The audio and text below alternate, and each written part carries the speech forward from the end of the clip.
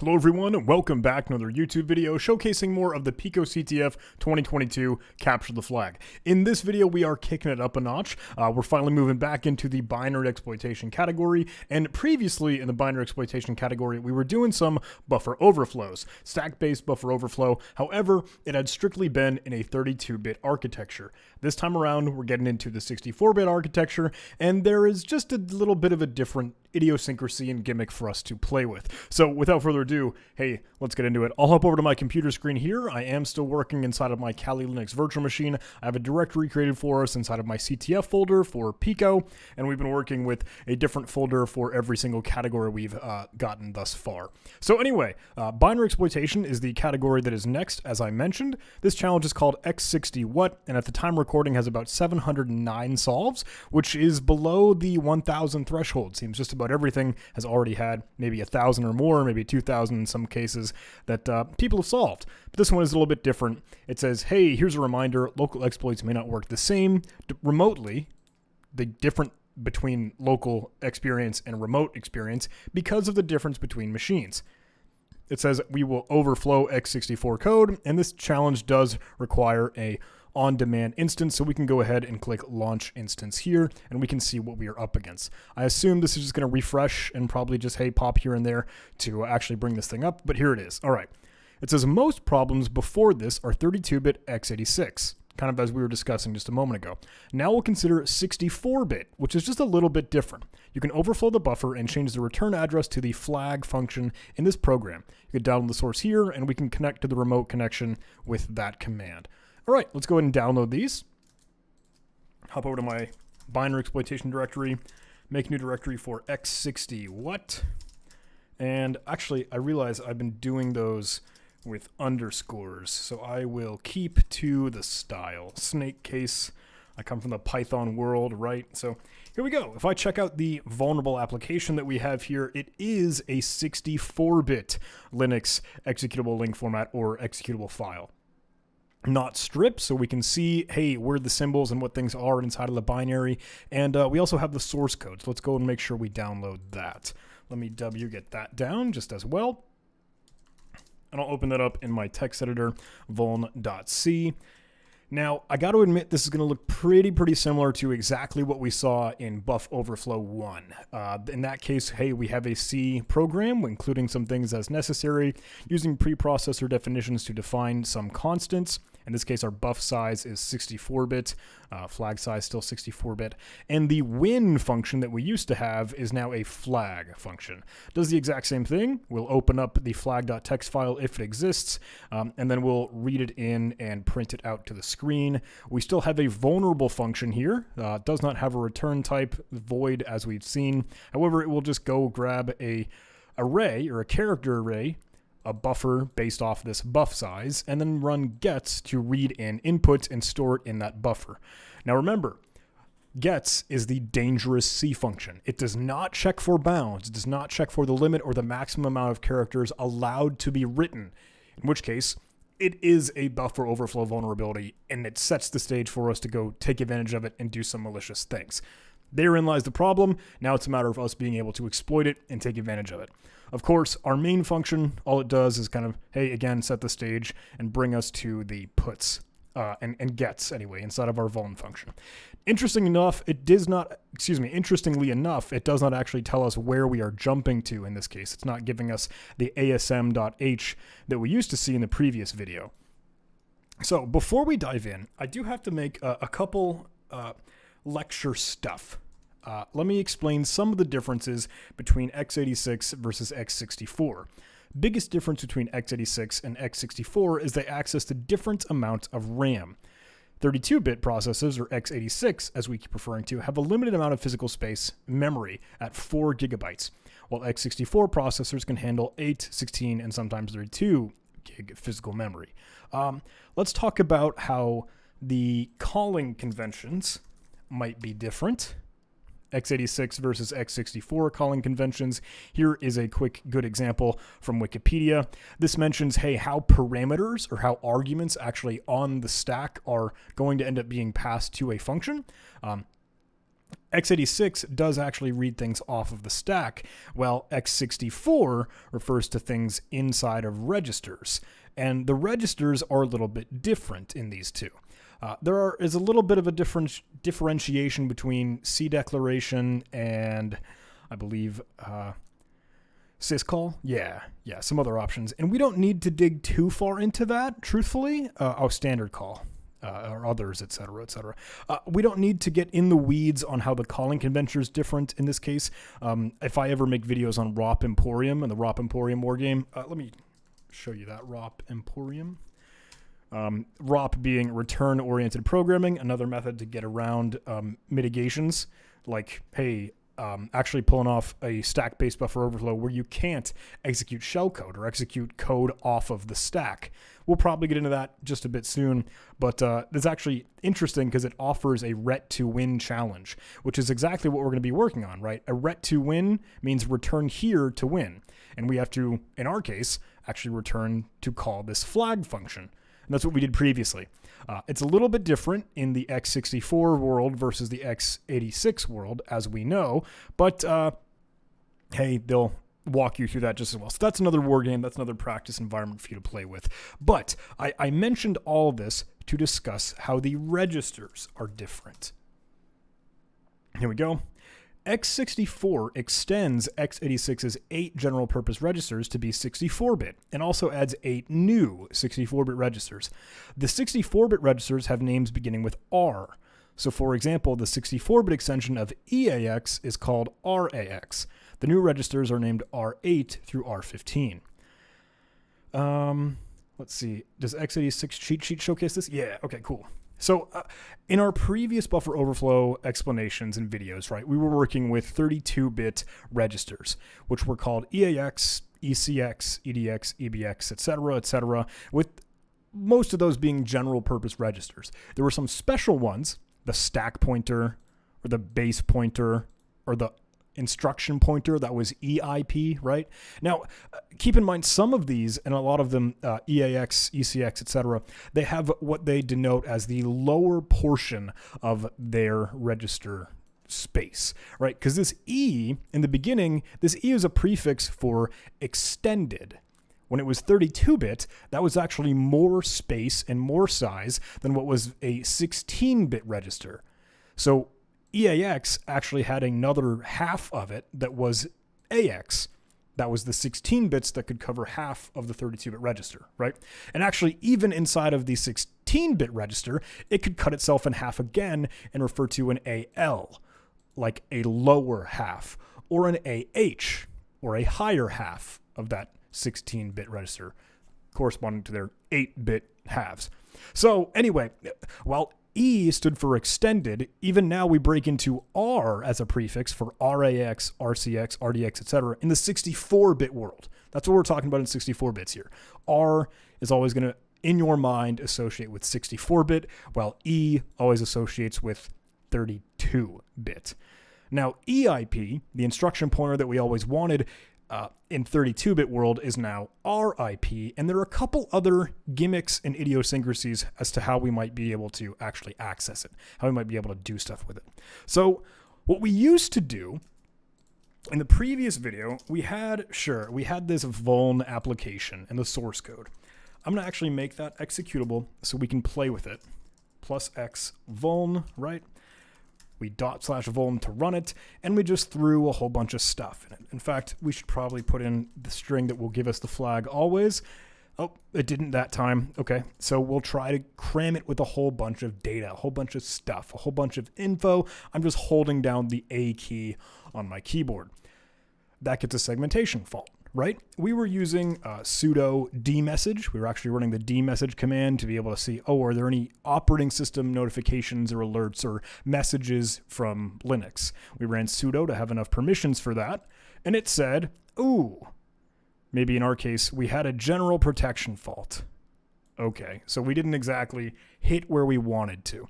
Normally, again, in this 32-bit world, we saw like a instruction pointer seg fault, or a Stack Overflow, a segmentation fault that told us, oof, we had an error and we could not jump to where we were previously.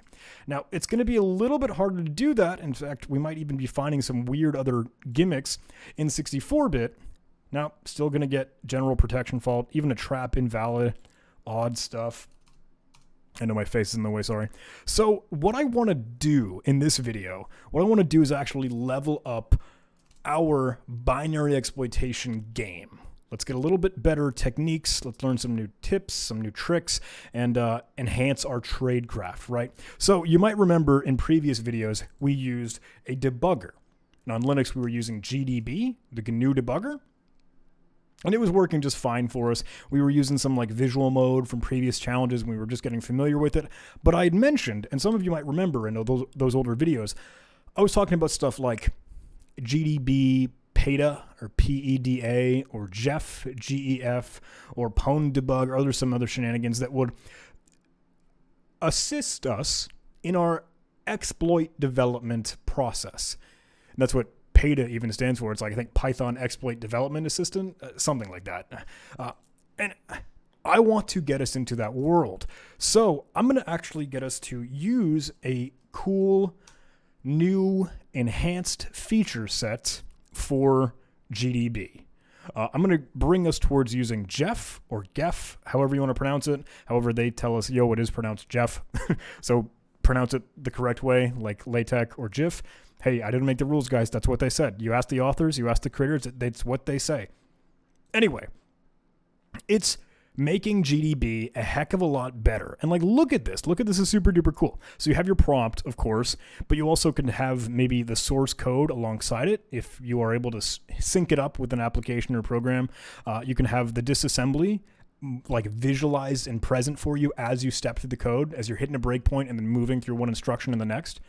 You can, of course, see what's present on the stack. You're actually monitoring, oh, what does memory look like as I move through the application? And registers. You can always see, hey, what are the registers' values and have they changed as you walk through the program? Super duper cool, super fantastic. It's one super easy thing to put together, and we'll play with it. We'll go ahead and install it. They mentioned, hey, if you want to do a quick install, make sure you have GDB and Python 3. And they give you this kind of crummy, crappy, hey, bash run through curl commands that you just download off the internet. Look, let me take a little bit of time to get on the soapbox and say, that's awful. That's not what you're supposed to do. That's kind of bad practice and unsanitary, where you blindly trust, just sort of copy and paste some command that will run remote code over on a externally hosted arbitrary third-party website. Granted, I know a lot of us, we might do that all the time, but it is just something that we try to warn folks against. It is good practice to go take a look at, okay, what is actually present on that link? What is going to be ran and executed on my computer? What am I just blindly trusting? Don't blindly trust it. Go in and do some due diligence. Go do some investigation and go see, hey, is this doing anything that I don't want it to? Realistically, hey, this is going to end up pulling some code down from the GitHub repositories, and we actually saw the GitHub repository in our Google results momentarily. Sure, if you wanted to go explore some of the other idiosyncrasies, you could, but I just needed to get on my soapbox and say, look, hey, for good security's sake, we are supposed to be security professionals here. Go review that before you just blindly trust and run the command. With that said, I'm going to blindly trust and run this command. Let me quit out of GDB. Cool. And I'll go ahead and paste this in. I did do my due diligence, guys. You saw me do it. I opened it up. And now notice, if you actually did read through what that said, it ends up creating a new command with some of the code that it downloaded and puts it inside your GDB init file. It'll end up executing, hey, the Jeff stuff as needed, and throwing into the initialization file for GDB, your debugger.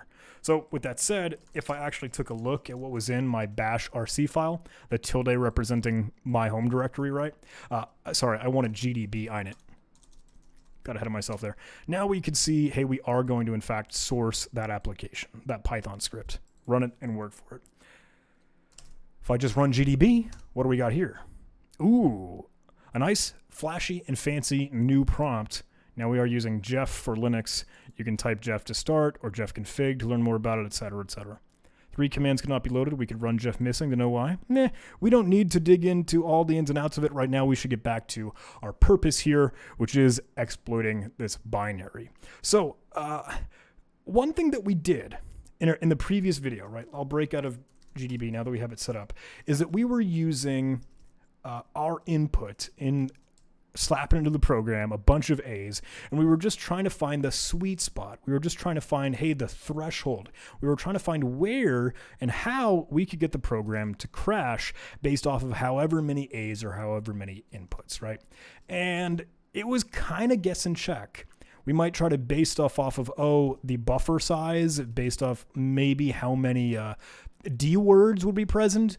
But now in a 64-bit world, we're working with Q words. When we used to say D word, it was for double word or 4 bytes, and now it's going to extend that to, a quadruple word, not just a double word anymore. So a good practice that I want to get us into doing is actually using something like a cyclic pattern to be able to determine to smartly be able to determine where we are finding where we get this program to crash and how. That's a pretty good thing to do, and doing it the proper way rather than just guess and check. So if you work with the Metasploit programs, like Metasploit MSF console to interact with it, or MSF Venom to generate shellcode or other payloads, etc., you might be familiar with MSF pattern create. It's a Ruby script with MSF that will actually allow you to generate a strange cyclic pattern where, sure, you're using all printable characters, but you're making it so that some of them repeat, but never in the way that it actually alters a unique position in the string. It actually never repeats. That's the gimmick, is so that you could always find one unique location of a set of strings inside of the string. That's the gimmick. And by doing that, we could actually maybe find, okay, if we saw it crash at this position and knowing, okay, what value was our register set to when, we clobber the instruction pointer in 32-bit, how is it going to look when we try to do that again in 64-bit? Using something like this, using a cyclic pattern, is a really cool way to do that. Let's go ahead and generate like a length of 1,000. Sure, here's that block. Here's that big mess. Now, if I were to actually use something like, paste this out again, let's look for some string that looks interesting to us. Arbitrary, let's pick BB0B for Bob, of course. Obviously, that's the only interpretation for that. And we could use MSF pattern _ offset to now determine where did we see that specific string. We could pass in BB0B. Looks like it needs some specific arguments case to be able to recognize that. We want to query something specific. We could query with TACQ, give it that, and it will tell us where we saw it inside of the text. So let me do that one more time. Let's query our Bob, BB0B, and it found it at exact match offset 810. So now we know the position where exactly that one was. And if it were something that we found in hex, like through our debugger, we could still add like a 0x in front of it, and it might be able to track that down nice and easy for us. You could do this with pattern offset within the Metasploit framework. You could do this with pwn tools, commands like cyclic or others. I have pwn tools installed, and it'll just spit something out for us. Sorry, I know I just killed the YouTube bitrate. Or, even better, we can do this within Jeff. Yeah?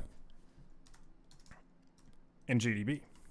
So what we could do is we could run /vuln. And actually, I guess I will have to specify the file that I want to work with. It is going to be vuln, and we could use R to run the program. It says, hey, welcome to 64-bit. Give me a string that gets you the flag. We will, of course, use please subscribe yet again. And the process exits. Okay, not a big deal.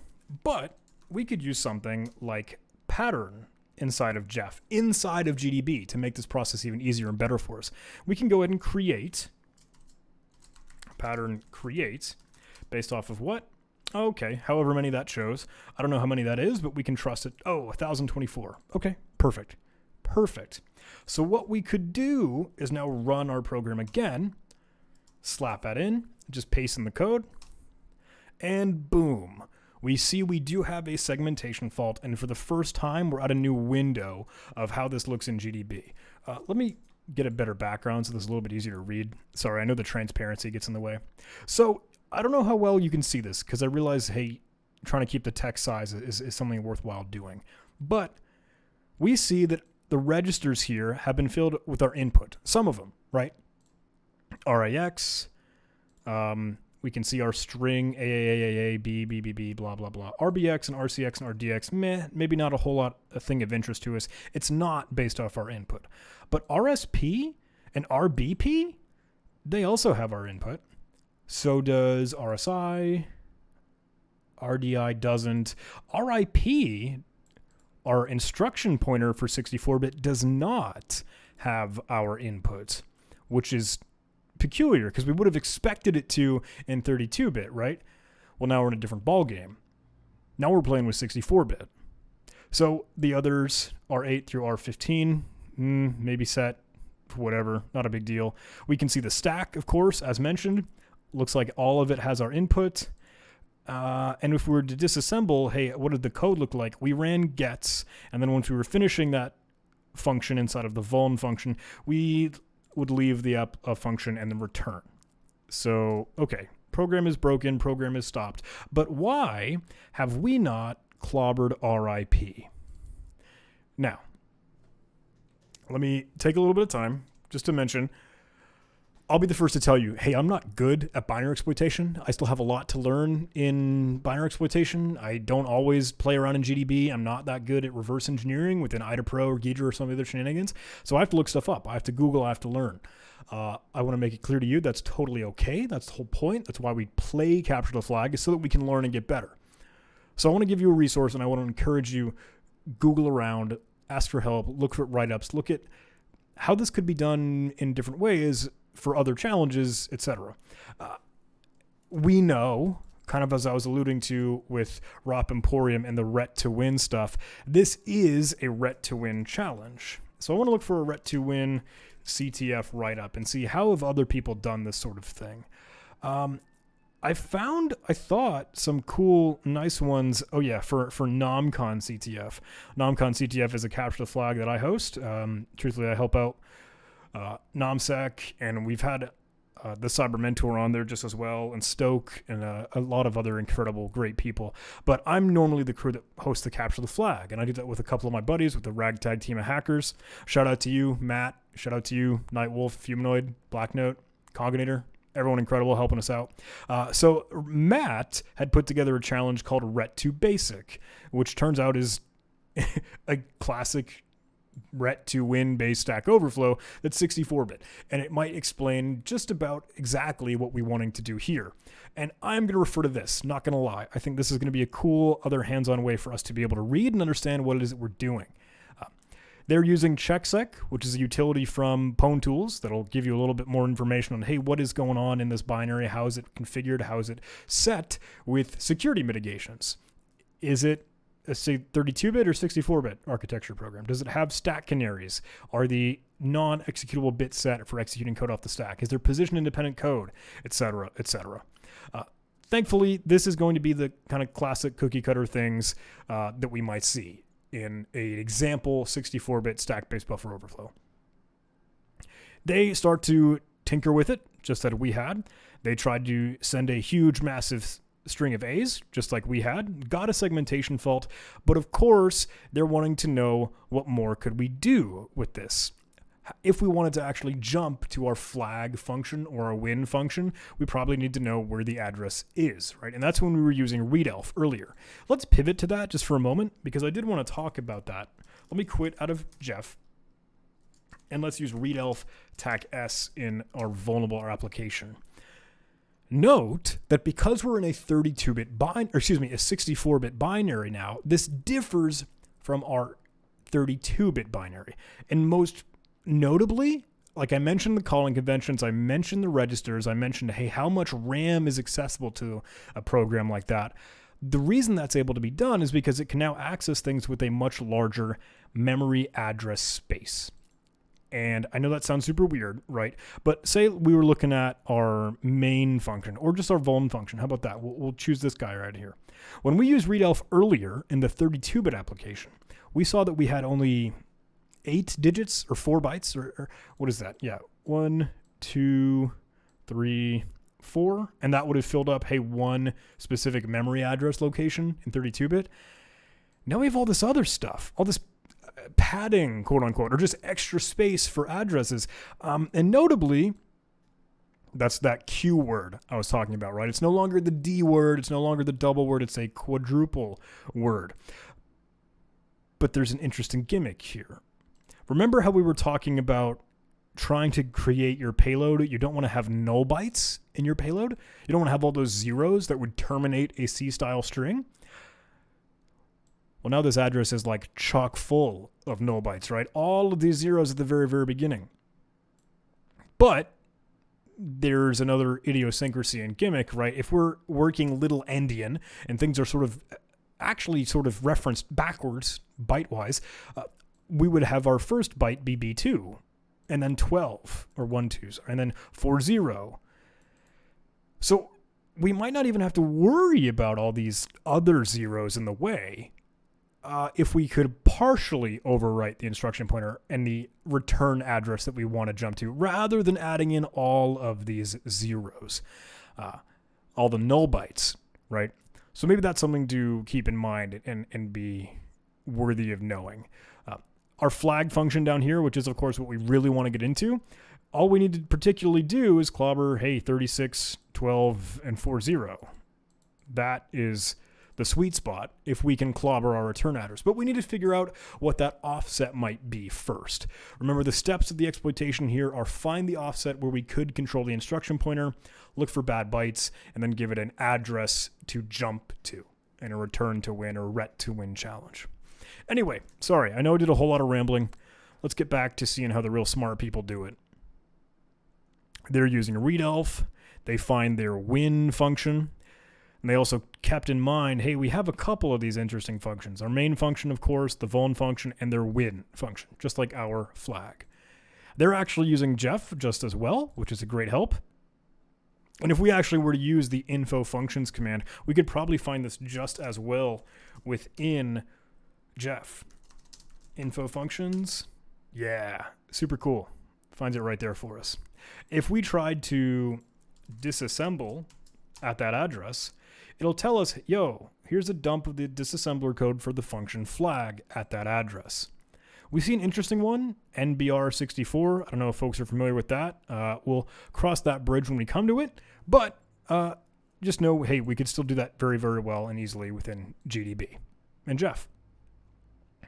Disassemble the main function, disassemble the vuln function. They all do this so they could probably piece together how this works because they weren't given the source code. And that's the benefit of knowing how you can read assembly. That's the benefit of opening up IDAPRO, Ghidra, and other disassemblers. It's piecing it together. They noticed, hey, the vuln function is running the gets function, and that is extremely dangerous. It is very bad. We already discussed all this. They dig into this with R2, or actually Cutter, graphical user interface for Radare R2, I think.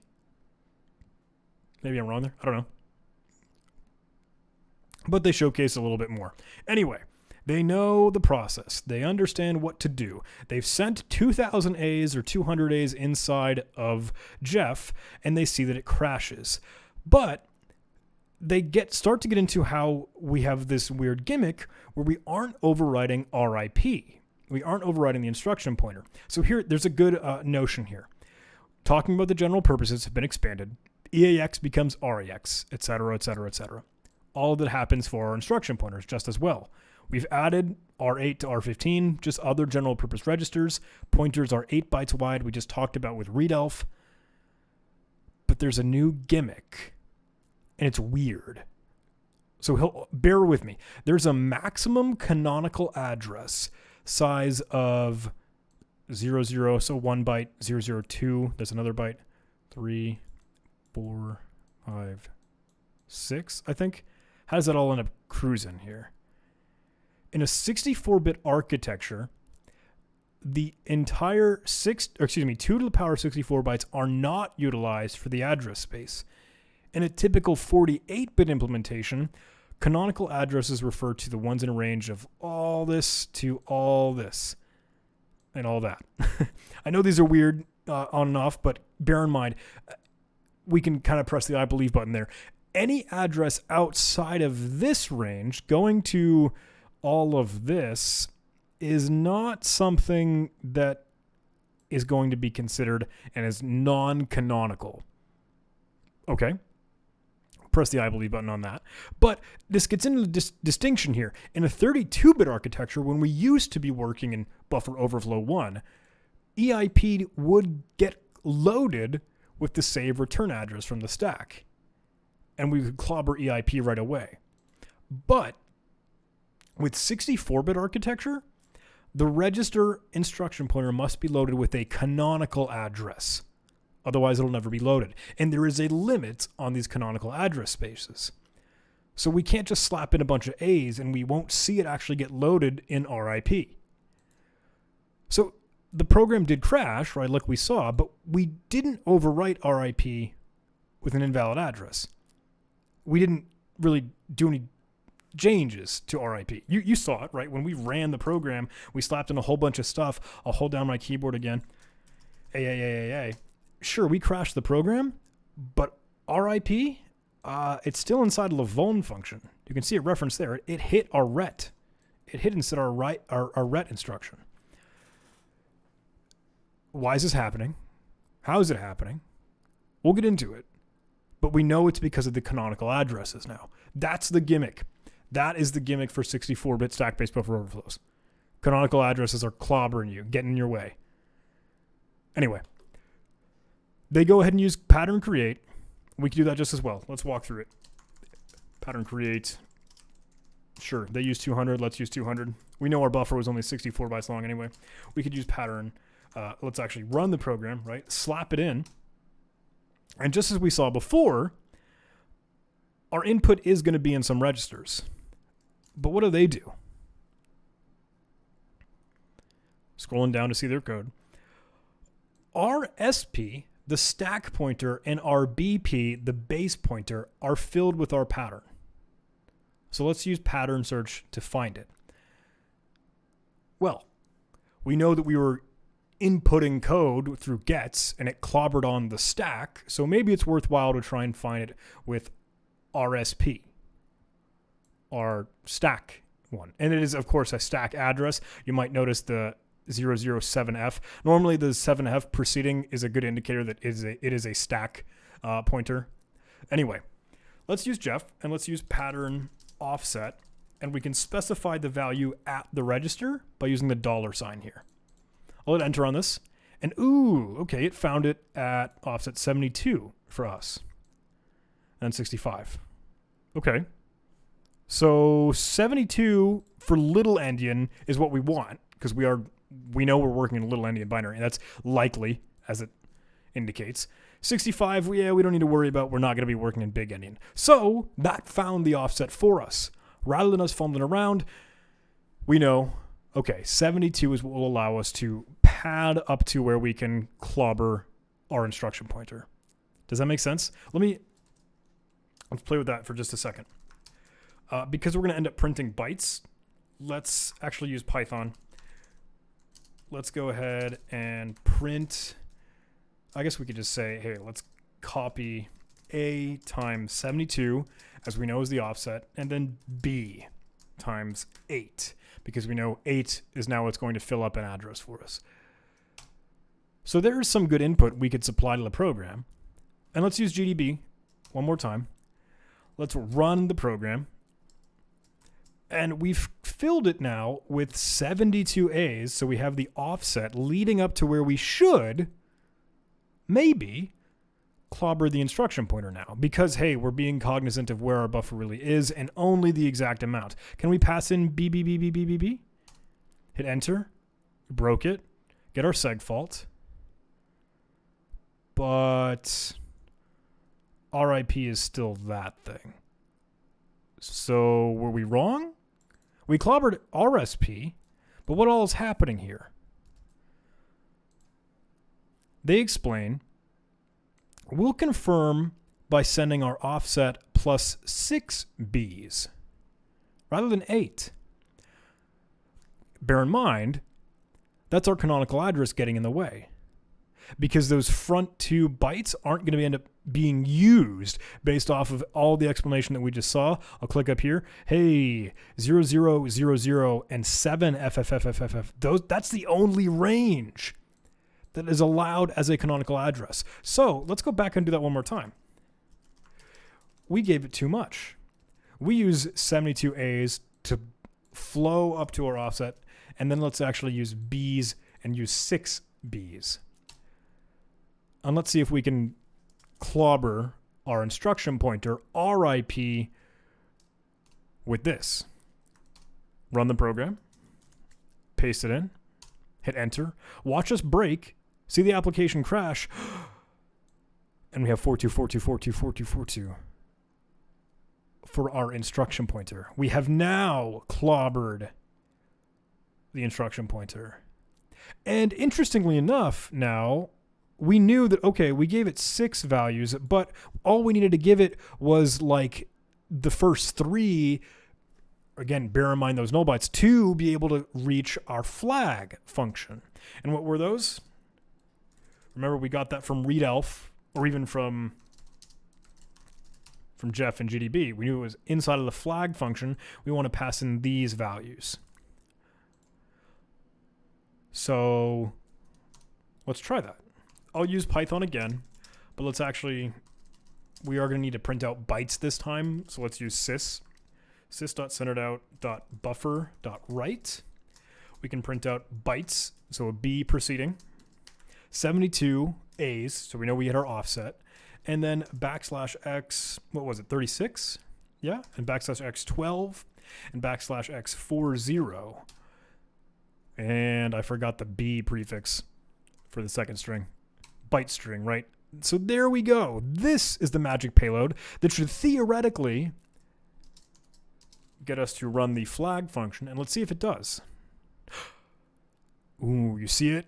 It says, hey, please create the flag.txt in this directory with your own debugging flag. And that only happens, based off the source code, that only happens inside of the flag function when we don't have our own local flag.txt. Nice. So we did in fact actually execute the flag function. And let's make a quick fake flag.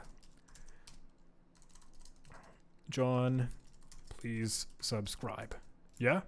Let's run that again. Nice. Spits out our flag. Cool. Okay. So that works. Let's just let's use that exact same payload and slap it towards the actual instance from PicoCTF. Oh, did my time run out? It looks like my time just ran out. Or maybe it was hanging on that for how long? Well, no, we've been recording for like 38 minutes. Meh. All right, so we have this new remote connection command. Let's go back and run the exact same payload, but rather than our local binary, let's paste it in. Oh, I pasted it twice to send it over netcat. Hello? Oh, it's not wanting to. Probably because it's like, hey, whatever interactive thing. You know what? What we could do is we could actually probably copy our script from Buffer Overflow 1 exploit.py, and let's bring it in here and let's mess with it. Remember we wrote this in the previous video? So we knew, we actually had an offset of 72. We never actually modified it. You guys were probably screaming at me in that video. And now we had a new EIP. Let's use actually a new RIP. And we'll go ahead and, rather than using struct.pack, because we could use Q and send like those null bytes, 0x 401236, yeah? Q will pad it so it's a Q word rather than a D word like we did previously. The null bytes will be placed in there. Like if I actually print that out, new RIP, I'm going to grab our previous command. So I keep the host and port. You can see the null bytes are in there, but it should still work, should it not? We can actually make it our own if we aren't trusting that, just to verify. Well, remember we use 361240, and then we can run this. But still no flag. Are we receiving everything? Are we actually connecting to it? We can print out the first line that we receive. And we send it, but it's not working. It's not working remotely. And this might be the gimmick. Local exploits may not work the same way remotely due to the differences between machines. So, this was something that I was kind of alluding to or trying to get at just a bit ago, was that there was a bridge that we needed to come to, right? There was one other thing that we wanted to try, and some strange idiosyncrasy that we saw. That was when we were using GDB, our vuln function, and we actually took a look. If I try to disassemble the flag function, we saw this endbr64 instruction, and that looked weird to me, just because it wasn't like a regular push instruction or a move or sub, etc. So I wanted to Google it, and you should too, right? Whenever you see something you don't know, hey, go ahead and Google. And forgive me, you can. I had to re-record. I had to record this video twice because it's like I couldn't figure it out the first time. So hey, you guys are getting that breaking the fourth wall meta here. Sorry, I know my links are purple and you caught me red-handed, but what does this instruction actually do? This stands for end branch 64-bit, or more precisely, terminate indirect branch in 64-bit. Okay. Instruction is normally considered a NOP, but this actually comes from CET. The CET feature is used to make sure your indirect branches actually go to a valid location. It's supposed to be for additional safety. So the CET is from Intel. And this actually, I saw something linked. See this PDF from Intel? Is this a PDF? Or is it just taking me to Intel's website? Yeah, it took me to Intel's website. I don't want to go there. I want to see that PDF. Some guy have it linked here? Nope. Nope. Here it is. Intel's control flow enhancement technology. That's what that CET stands for. So it's a gimmick, a little protection effort, and maybe we just can't readily jump to that instruction. But hey, you know, since we have, that must be because of, hey, some ROP where the attacker relies on some return instructions. Maybe we can still maneuver around it by knowing, look, if we can't land on this instruction precisely at 401236, can we get to 40123A? Like something just next that might still behave for us by just trying to land inside of this function. Can we do that? Let's go modify our exploit script. And let's use that new RIP again. Let's try and change this to 3A. And let's quit. Run our script. Still no dice. Okay, what else could we do? Let's hop back in and out of Jeff. Let's disassemble our flag function. And what was the other instruction? We just tried 40123A. So we can do 40123B, where we just have a simple move instruction. Will that let us land in it? Let's use B. Quit. Trust. No dice. Let's add new lines, maybe. Or just try and do another one? Is this maybe our keywords getting in the way because of our null bytes? 3B. Let's try that guy.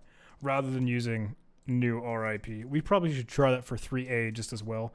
Experiment and tinker. Do I have these backwards? Let's try and run it again.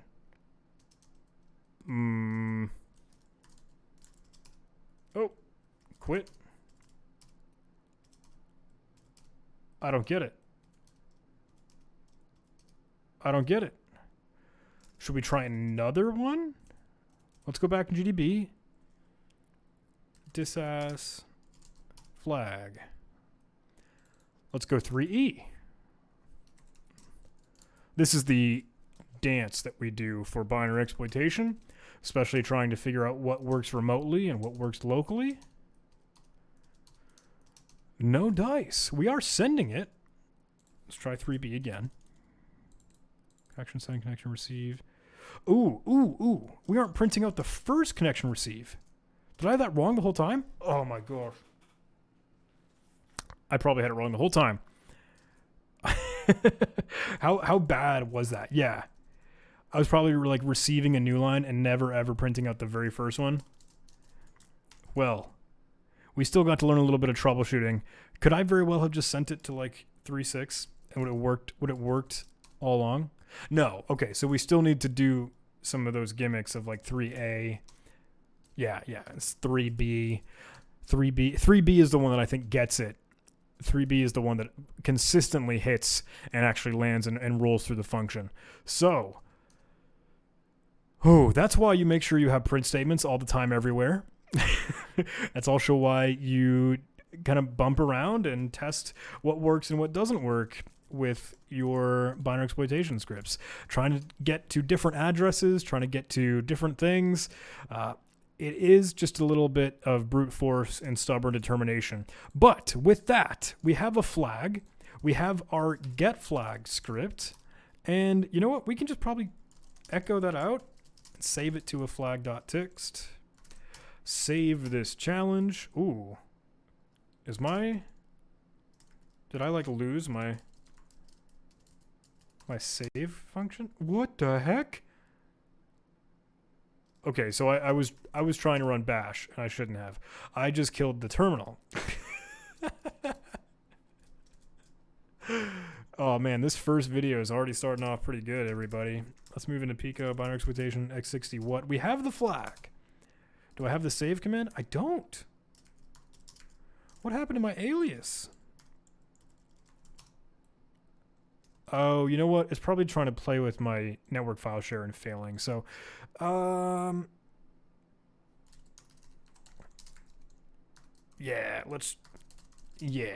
alias save can equal opt.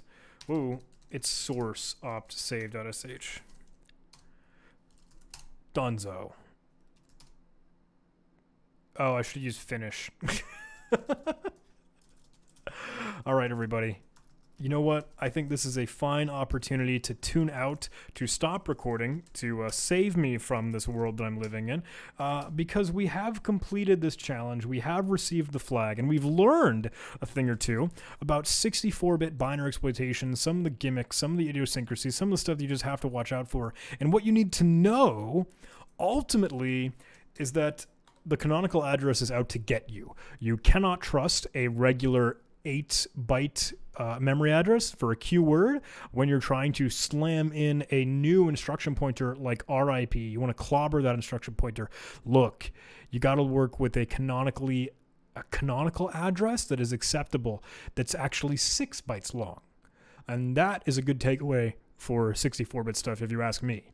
But thanks so much for watching, everybody. I really hope you enjoyed this video. I hope you got something out of it. I hope I was explaining things in a decent way, something that you were able to actually take away from and see it firsthand and be able to interact with it and play with it. That's part of the fun, and that's the best part of learning. So thanks so much for watching, everybody. Hope you enjoyed this video. If you did, please do all this YouTube power and things, like, comment, subscribe. I love you. I'll see you later in the next one. Goodbye.